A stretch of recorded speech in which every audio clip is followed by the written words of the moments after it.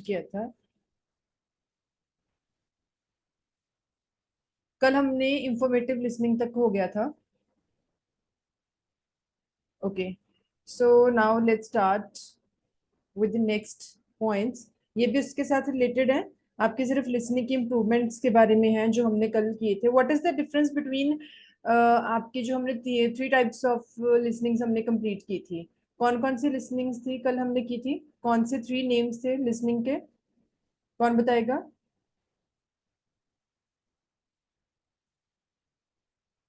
Ma'am informative listening, yes.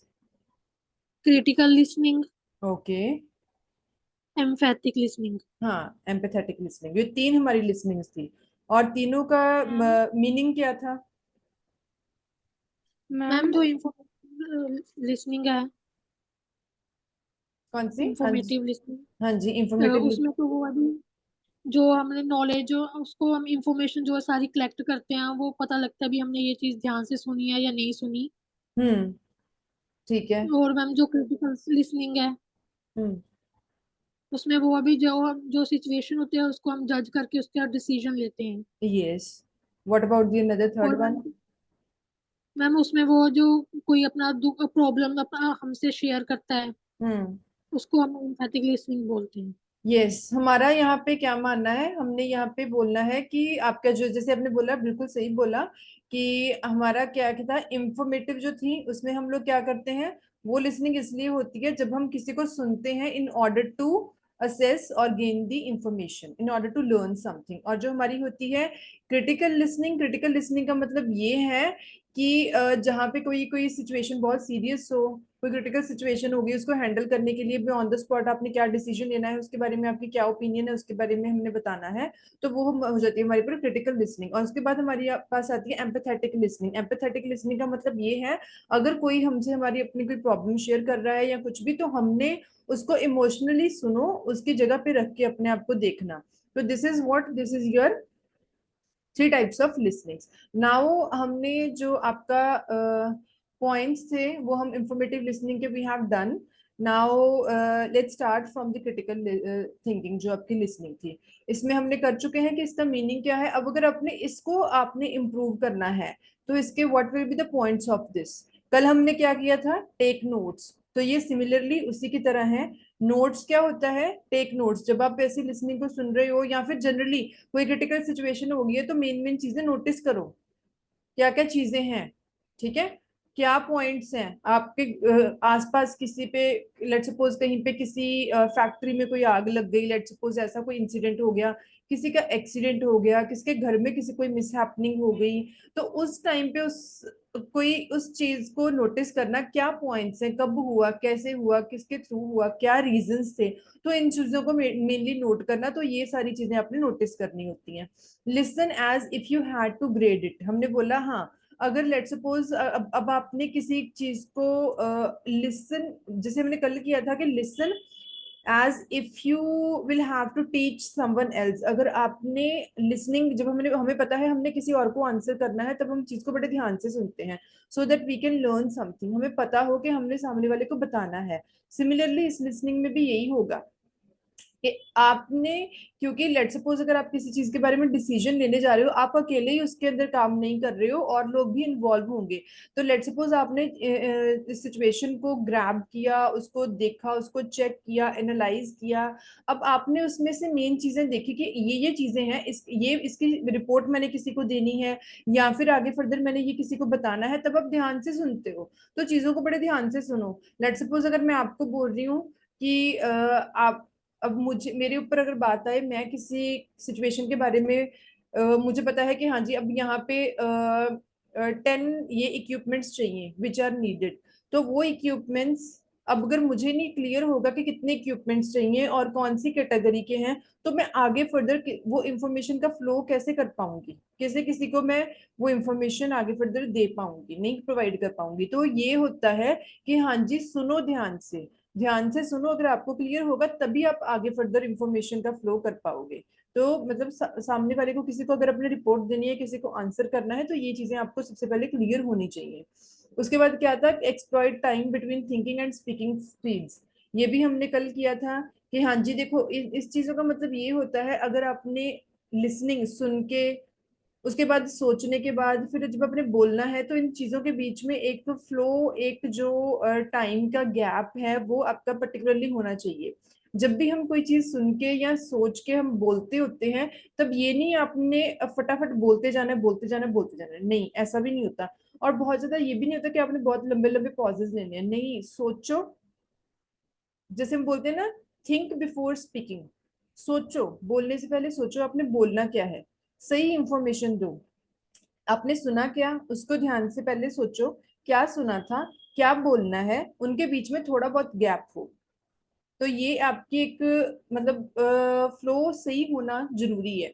ठीक है, कहाँ पे आपको पॉज लेना है, कहाँ पे आपको रुकना है, ये सारी चीजें इसके अंदर कंसीडर होनी चाहिए। नेक्स्ट क्या है, आस्क अप्रोप्रिएट क्वेश्चंस। हमने कल भी किया था, जब आपने किसी चीज को सुन लिया, आपने समझ लिया, आपको पता है, तो उसके साथ रिलेटेड अप्रोप्रिएट क्वेश्चन। मतलब अप्रोप्रिएट का मतलब ये होता है कि जो सिचुएशन के अकॉर्डिंग बिल्कुल सही हो। ऐसा नहीं है कि इररेलेवेंट क्वेश्चंस पूछते जाओ, ऐसा नहीं है कि जो क्वेश्चन मतलब सिचुएशन के साथ रिलेटेड ही ना हो आप वो पूछो, नहीं। आस्क एप्रोप्रिएट क्वेश्चन, जो आपको लगे कि हाँ जी ये एक इफेक्टिव कंटेंट है जो मुझे पूछना है। सो ये आपके पास होता है एप्रोप्रिएट क्वेश्चन। हाँ जी, किसने क्वेश्चन किया है? Network issue, sound is lagging. किसको मेरी आवाज क्लियर नहीं है? इज देयर एनी पर्सन जिसको मेरी आवाज क्लियर ना हो?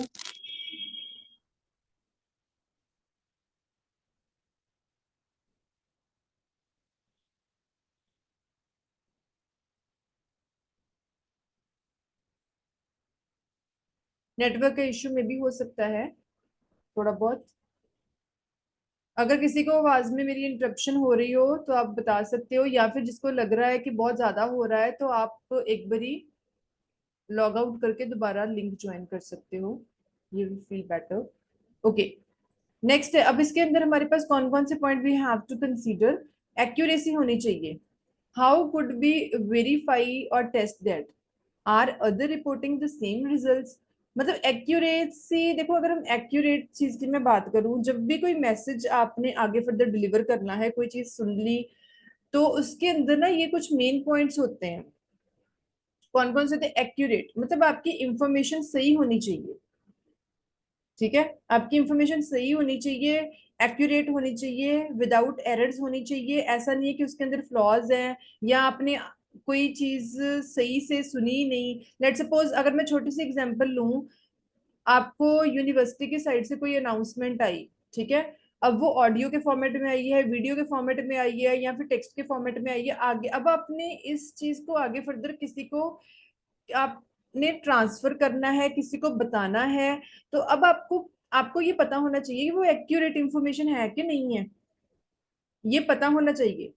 तो एक्यूरेसी होनी बड़ी जरूरी है। अब आपको पता होना चाहिए कि आप उसको कैसे टेस्ट करोगे। आपको पता है कि यूनिवर्सिटी की साइड से ये इंफॉर्मेशन आई है और ये सही है या गलत है। ऐसे नहीं किसी ने आपको मेल भेज दी, ऐसे तो नहीं है कि आपको टेक्स्ट आ गया आपने उसके ऊपर ट्रस्ट कर लिया।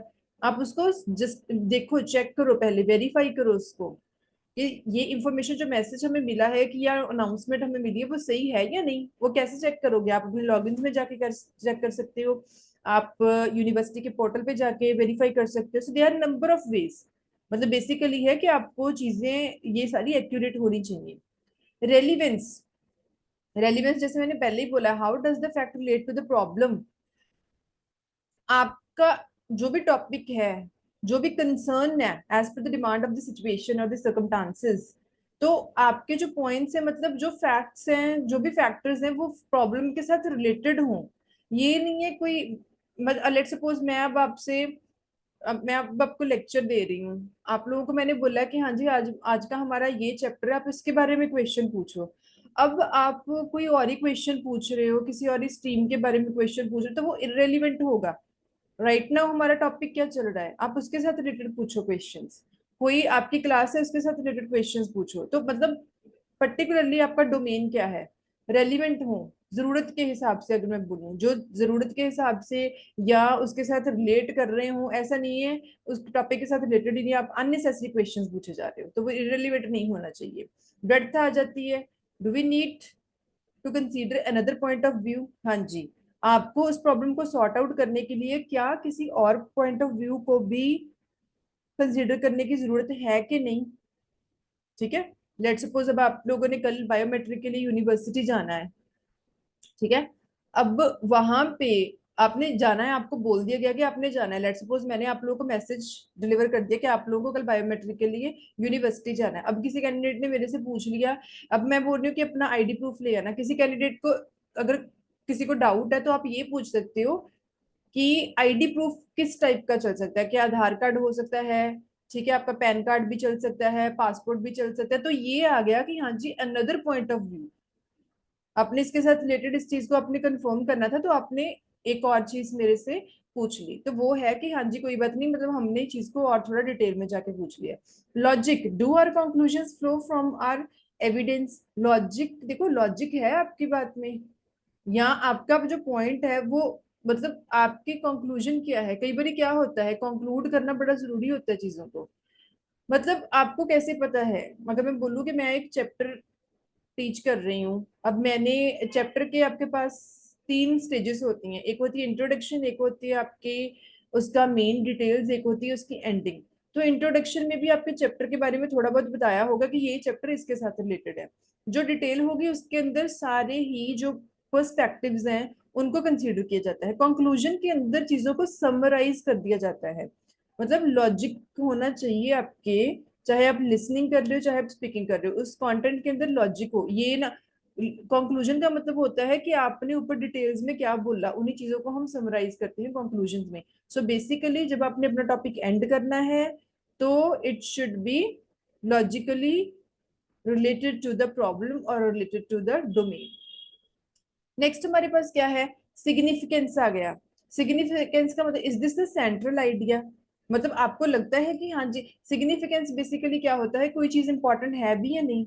राइट नाउ आप जो भी कर रहे हो, या फिर जिस प्रॉब्लम को आपने सुना, या जिस प्रॉब्लम के ऊपर आप वर्क कर रहे हो, या जिस प्रॉब्लम के बारे में आप पॉइंट्स को कंसीडर कर रहे हो, उसका सोल्यूशन ढूंढ रहे हो, तो वो इम्पोर्टेंट है भी कि नहीं। ये तो नहीं है कि इस टाइम पे आपका मुद्दा किसी और चीज का चल रहा है लेकिन आप किसी और ही चीजों को कंसीडर कर रहे हो।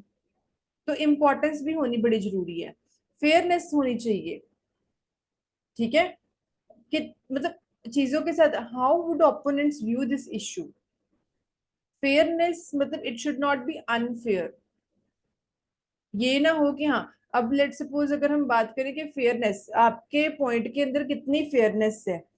अब मैं आप लोगों को चैप्टर रीड करवा रही हूँ लेट सपोज, तो मैं चीजों को जस्टिफाई अगर नहीं भी कर पा रही हूँ तो क्या आपको लगेगा कि हाँ जी आपके साथ फेयरनेस है कि नहीं। लेट सपोज मैंने आपको पॉइंट्स जस्ट पॉइंट्स बता दिए, ठीक है, और मैंने आपको डिटेल्स नहीं बताई, या मैंने चीजों को जस्टिफाई नहीं किया and you are not satisfied, तो समटाइम्स हमें लगता है कि हमारे साथ ये चीज फेयर नहीं हुई। तो जो भी आपका मैसेज है, जो भी आपका डोमेन है, तो इन चीजों के अंदर ये सारे आपके जो कैरेक्टरिस्टिक्स हैं ये होने बड़े जरूरी हैं। बहुत बड़े नहीं है ये, हमने सिर्फ सिंपली कंसीडर किए हैं। ये हालांकि ये आपके चैप्टर के अंदर इतने हैं भी नहीं, बट स्टिल मैं आपको ये वाला जो है उनसे परे जाके ही करवा रही हूँ, so that you can understand, you can get to the point कि आपका पॉइंट क्या है, आपको ये टॉपिक्स क्लियर हो जाए। तो ये चीजें आपको समझनी जरूरी है। ओके, एम्पैथिक लिसनिंग जो थी हमारी, एम्पैथिक लिसनिंग हमने कल ही की थी कि अगर कोई पर्सन आपको अपनी प्रॉब्लम शेयर कर रहा है, कोई बात आपको बता रहा है, तो आपको उसकी जगह पे जाके सोचना है, उसकी जगह पे रख के खुद को ये समझना है कि राइट नाउ उसके ऊपर क्या बीत रही है, या फिर वो हमें अपने इश्यूज आपने मेरे साथ शेयर कर रहा है, तो it means they are expecting something from us, right. तो ये हमारे पास पॉइंट्स आ गए। अब empathic listening not just emotional, कई बार हाँ ये भी हो सकता है। अब देखो हमारे पास एक इसका सिंपली है topic, though most people quickly see that empathic listening skills are useful in dealing with a spouse or a child, some might think this listening approach is too sensitive for the military environment। हाँ, ये भी होना चाहिए। उन्होंने बोला है सिर्फ not just emotional, empathic का मतलब ये है कि आपने बहुत ज्यादा भावनाओं में भी नहीं बह जाना। ठीक है, तो इसमें क्या होता है, अगर हम बात करें लेट सपोज मैं स्पाउस और अ चाइल्ड, अगर मैं इनके केस पे जाके सोच रही हूँ तो ऑब्वियसली आई बी इमोशनल, तो मैं इमोशनल पॉइंट ऑफ व्यू पे जाके सोचूंगी। अगर हम अपनी, आपका कोई फैमिली मेंबर, आपका कोई रिलेटिव, आपका कोई फ्रेंड आपसे कोई बात शेयर करे, तो वहां पे आप इमोशनल हो सकते हो। लेकिन कई बार क्या होता है, लेट सपोज आप किसी टीम में वर्क कर रहे हो, या फिर आपको लग रहा है कि आप किसी प्रोजेक्ट के ऊपर काम कर रहे हो, तो वहां पे आपके और टीम मेंबर्स भी हैं। तो उस टाइम पे आपको कौन सी चीजों को कंसीडर, वहां पे हम बहुत इमोशनल नहीं हो सकते, क्योंकि आपको वहां पे चीजों को बैलेंस करके चलना है। ठीक है। सो ये चीजें हैं कि हाँ जी, आपने कहाँ पे बहुत इमोशनल होना है, और आपने कहाँ पे डिफरेंट पॉइंट ऑफ व्यूज को अपने साथ लेके चलना है। अब आप लेट सपोज आप एक लीडर हो, आपके अंडर 10 बंदे काम कर रहे हैं। तो जब आप पे किसी प्रोजेक्ट के ऊपर काम कर रहे हो, लेट सपोज वहां पे दो बंदों के बीच में कोई कॉन्फ्लिक्ट हो गया, तो आपको एक दोनों की सुननी पड़ेगी। पहले आपने एक पर्सन की सुनी, फिर आपने दूसरे पर्सन की भी सुन ली। ठीक है। तो उस टाइम पे आप इमोशनल तो नहीं हो सकते बहुत ज्यादा। इमोशनल होके you will not be able to take the relevant decision. लेकिन आप ये चीज जरूर सोचोगे कि हाँ, दोनों दोनों का पॉइंट ऑफ व्यू आप सुनोगे, उसको कंसीडर करके आप आगे फर्दर पर्टिकुलरली कोई डिसीजन लोगे या किसी के कंक्लूजन के ऊपर पहुंचोगे। तो वहां पे हमारा जो empathic listening, it builds trust, encourages cooperation, may help small group cohesion, a critical factor in team performance and combat the crisis situations। उस टाइम पे अगर आप दोनों की चीजों को सुन के, दोनों लोगों की बातों को सुन के, उनकी जगह पे अपने आप को रख के, उनके पॉइंट ऑफ व्यूज को समझ के, सारी चीजों को कंसीडर करके आप चलोगे, तो उस पे क्या होता है, आपके ऊपर आपकी टीम का ट्रस्ट भी बना रहता है, कॉपरेशन भी बना रहता है आपकी टीम मेंबर्स के अंदर। तो आपकी सिचुएशन भी हैंडल हो जाती है। तो ये थोड़ी चीजें हैं जिनको आपने डिफरेंट पॉइंट ऑफ व्यू पे जाके आपने समझना है। ठीक है। तो ये आपका हमारा ये वाला लास्ट वाला कल वाला चैप्टर था जो पेंडिंग था, जो हमने कंप्लीट कर लिया। इसके अंदर किसी को कोई प्रॉब्लम हो, कोई इश्यू हो, यू कैन आस्क। आपकी किसी की कोई क्वेरी है?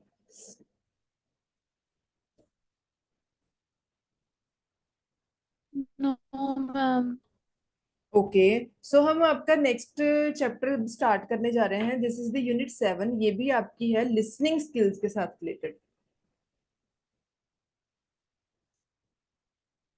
लेकिन अब इस लिसनिंग स्किल में हम लोग डिफरेंट टॉपिक्स जो हैं हम उनको कंसीडर करेंगे, जो आपके इस चैप्टर के अंदर टॉपिक्स हैं। सो इसका बेस है डायलेक्ट। आपका जो डायलेक्ट है, ये टॉपिक मेन है। अब व्हाट इज अ डायलेक्ट? किसी ने ये वर्ड सुना है कभी, डायलेक्ट? किसी को मीनिंग पता है डायलेक्ट का? No ma'am. सॉरी। डायलेक्ट ना शायद आप लोगों ने सुना भी होगा। 1 सेकेंड, लेट मी चेक। कौन मैसेज कर रहा है? No ma'am, no ma'am, okay. So dialect basically क्या होता है, एक बहुत सिंपल चीज है। एक टर्म दी गई है, हर एक चीज को दुनिया में टर्म मिलती है। इस सिचुएशन को हम ये बोलते हैं, सिचुएशन को हम ये बोलते हैं। सो डायलेक्ट जो होता है, it basically it is a variety of language spoken by members of a specific group और अ जियोग्राफिकल एरिया। तो ये है मेनली। अगर आपको इसकी डेफिनेशन एक लाइन में लिखनी हो तो आप इतना लिख सकते हो। लेकिन अब इसका मतलब क्या है, हम अब इसको पैराफ्रेज करेंगे अपनी लैंग्वेज में। अगर हम बात करें, तो ये वैरायटी ऑफ लैंग्वेजेस होती है। हम लोग नहीं बोलते, आप लोगों ने जनरली सुना भी होगा, गुरदासपुर के लोगों की लैंग्वेज सुन लो, उनका होता है ना different way of talking. Amritsar के लोगों की लैंग्वेज सुनो, वो डिफरेंट वे ऑफ टॉकिंग होगा उनका। आप नेपाल के लोगों का सुनो, वो तो चलो फिर भी बहुत बड़े लेवल पे आ गया कि वो तो डिफरेंट, उनकी लैंग्वेज ही डिफरेंट होगी। अगर आप यहाँ पे छोटे छोटे एरियाज की बात करो ना, आप अगर कल्चरल डाइवर्सिटी के ऊपर जाके हम चीजों को सुने ना, तो हर पर्सन का, जो लोग डिफरेंट रीजन से आते हैं, कई बार ऐसा भी होता है डिफरेंट कास्ट से भी आते हैं, तो डिफरेंट जियोग्राफिकल एरिया, अगर नॉर्दर्न पार्ट, सदर्न पार्ट, तो ये जो चीजें हैं, तो उसके बिहाफ पे हर एक पर्सन की लैंग्वेज जो है वो वेरी करती है।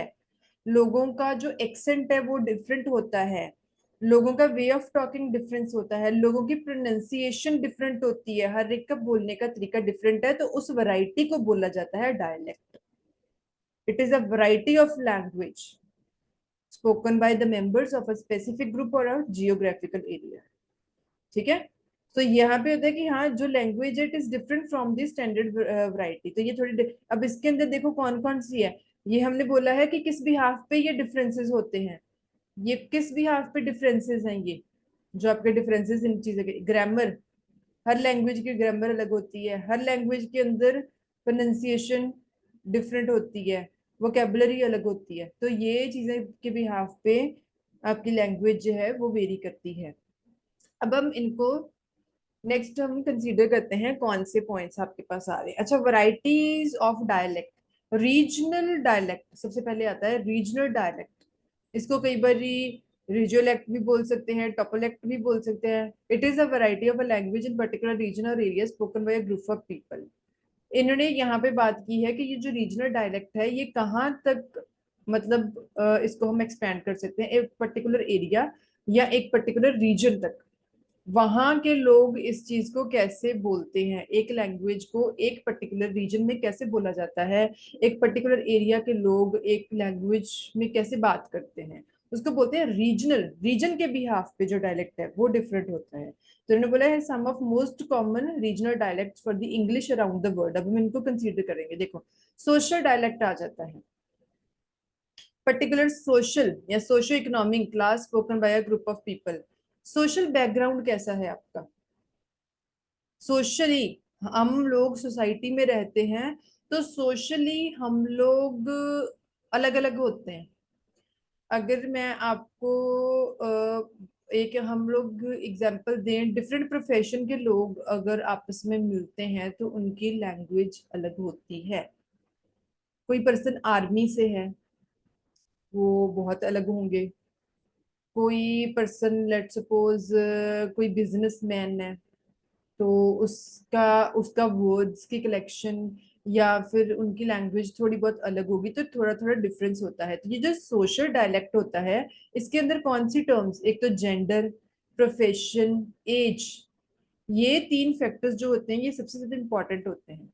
जेंडर है, कुछ चीजों को ना मेल्स और फीमेल्स अलग अलग तरीके से बोलते हैं, अलग अलग तरीके से। अगर आप बात करो ना जनरली वैसे भी ये होता है डिफरेंस। आप बॉयज या जो मेल्स हैं इनका बात करने का तरीका कभी चेक करना, और एक फीमेल्स का बात करने का तरीका चेक करना। हम बोलते हैं ना बॉयज इस चीज को ऐसे बोलते हैं, बॉयज कभी वो बोलते हैं कि नहीं ये गर्ल्स ना इस चीज को ऐसे बोलती हैं।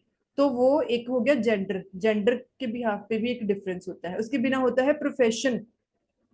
अब मैं टीचिंग से हूँ, मैं एकेडमिक फील्ड से हूँ, एजुकेशन फील्ड से हूँ, तो मेरा वे ऑफ टॉकिंग हो सकता है थोड़ा डिफरेंट हो। अगर मैं रेलवे लाइन का कोई पर्सन हो, मैं उससे बात करूं तो उनका मेरे से थोड़ा सा डिफरेंट होगा। अगर हम एयरलाइंस वाले किसी पर्सन से बात करें तो उनका वे ऑफ टॉकिंग थोड़ा डिफरेंट होगा। तो ये चीजें होती हैं।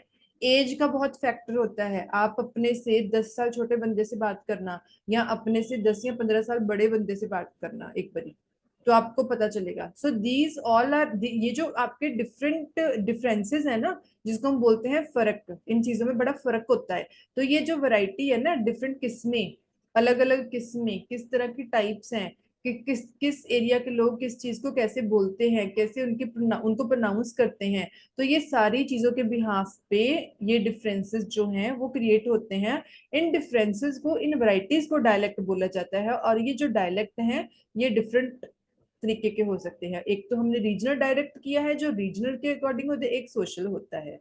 तो ये चीजें आपको टिप्स पे हो अगर मैं आपसे पूछूं कल को, ये ना हो कि कोई बोले ना। ठीक है, चलो ये आपका था डायलेक्ट। अच्छा, अब नेक्स्ट आता है हमारा टॉपिक स्लैंग। सुना है कभी आप लोगों ने slangs? What are the slangs? English language में होते हैं आपके पास, इंग्लिश लैंग्वेज में बहुत ज्यादा यूज किए जाते हैं स्लैंग्स। स्लैंग जो वर्ड है बड़ा कॉमन सा होता है। कौन बताएगा what is the meaning of slang?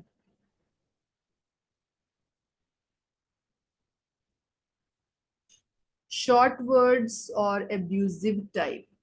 Okay. Anybody else? Short words, ध्रुव आपने बोला है short words और abusive type।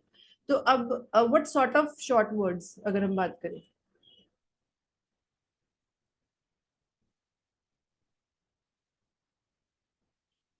एनीबडी एल्स, किसी और को पता है, कोई बता सकता है, कोई बताना चाहता है, कोई इंटरेस्टेड है इस चीज में बताने में? चलो एनीवेज, लेट्स स्टार्ट, हम कंटिन्यू करते हैं। स्लैंग क्या होता है? स्लैंग से अगर हम बात करें, एक शॉर्ट टाइप ऑफ वर्ड, जैसे ध्रुव में बोला, हाँ हम उसको कंसीडर कर सकते हैं। हमारी डेली की लैंग्वेज में ना हम लोग छोटे छोटे वर्ड्स यूज करते हैं कैजुअल कन्वर्जेशन में। ठीक है, ये फॉर्मल टाइप ऑफ स्लैंग्स भी हो सकते हैं, इनफॉर्मल टाइप ऑफ स्लैंग्स भी हो सकते हैं।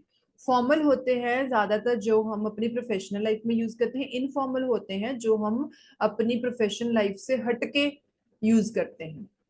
अगर आप अपनी फैमिली मेंबर्स या फिर आप आगे फर्दर अपने फ्रेंड सर्कल से बात कर रहे हो, तब आप जो लैंग्वेज यूज करते हो वो होती है इनफॉर्मल लैंग्वेज। जब आप प्रोफेशनली कहीं पे वर्क कर रहे हो, आप अपने टीचर्स के साथ बात कर रहे हो, आप अपने ऑफिस में अपने टीममेट्स के साथ बात कर रहे हो, तो वो होती है आपकी फॉर्मल। तो ये डिफरेंट। अब देखो, आप लोगों ने कई बार सुना होगा ड्यूड, ये वर्ड लोग बोलते हैं, मैं नहीं यूज करती वैसे। तो कई लोगों को आपने सुना होगा। तो ये वर्ड्स होते हैं, तो ये एक डिफरेंट, एक कैजुअल कन्वर्सेशन के अंदर जो बोला जाने वाला स्लैंग है। Hey dude, how have you been, तो ये इसके अंदर स्लैंग क्या है? This is a slang. अगर बात करें ब्रो, बहुत लोगों को मैंने सुना है ब्रदर कहने की जगह वो बोलते ब्रो। ये ब्रो एक शॉर्ट है, किसका है? ये ब्रदर का। तो ये एक स्लैंग है। चिल, हम बोलते हैं ना, टेंशन मत लो, चिल करो। ठीक है, तो ये एक स्लैंग है। कूल, कूल बोला जाता है thanks for letting me know. ठीक है, कूल एक वर्ड बहुत लोग आजकल यूज करते हैं, तो ये भी एक स्लैंग है। ऑसम बोलते हैं हम लोग। अगर मैं आपसे पूछूं कि हाउ वाज द लंच, अगर आपने सिंपली एक में बोल दिया कि ऑसम, इट वाज ऑसम, तो ये क्या है? ये भी एक स्लैंग है। तो ये हमारे इनफॉर्मल लैंग्वेज के अंदर यूज किए जाते हैं। या हम लोग प्रोफेशनल लाइफ में भी कई बार यूज करते हैं। जब हमने अपने किसी कलीग के साथ या किसी वहां पे जो हमारा टीममेट है, कई बार हम लोग जब थोड़ा क्लोज हो जाते हैं तो बोल देते ASAP, I need the document on my desk ASAP। What is the full form of ASAP? as soon as possible. Yes, as soon as possible. ठीक है, हम लोग एज सुन एज पॉसिबल की जगह पे ASAP लिख देते हैं। वाना, आजकल ये बहुत वर्ड यूज है, I want do this, don't want do this. तो it means it is what, want की जगह पे हम लोग वाना लिख देते हैं। तो ये भी आप लोगों का एक स्लैंग है। तो ये सिंपली ये स्लैंग्स हैं। बस ये चीजें आपको क्लियर होनी चाहिए, what is the meaning of this.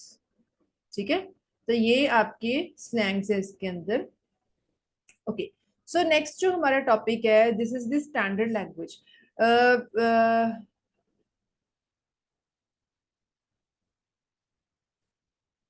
I'm going to share the link again। Meeting जो it's going to end within 7 minutes only, so हमारा टॉपिक जो है वो थोड़ा सा डिस्टर्ब हो जाएगा। I am going to share the link again, please join everyone again, okay? Okay ma'am.